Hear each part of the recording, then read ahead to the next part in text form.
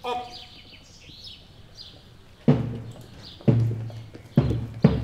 De serie gaat door huisarts Maria Deen, speelt Monique van der Ven.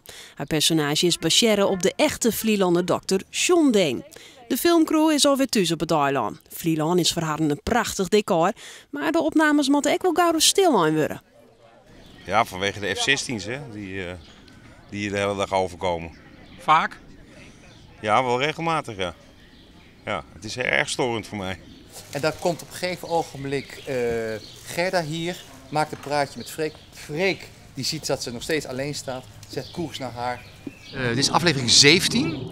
In totaal hebben we 20 afleveringen. Dus de eerste 10 zijn al uitgezonden, dus seizoen 1 en dit is seizoen 2. En waar vallen we precies in nu? Dit is een scène waarin de dochter van Maria Deen, dus gespeeld door Monique van der Ven, een repetitie leidt van een stuk wat ze wil gaan opvoeren op Vlieland, Midsomernachtsdroom. De crew is nog enkele weken op het eiland te vinden. Daarna moet alles monteerd worden en pas in de jest binnen de eerste aflevering zwerven om te zien op televisie.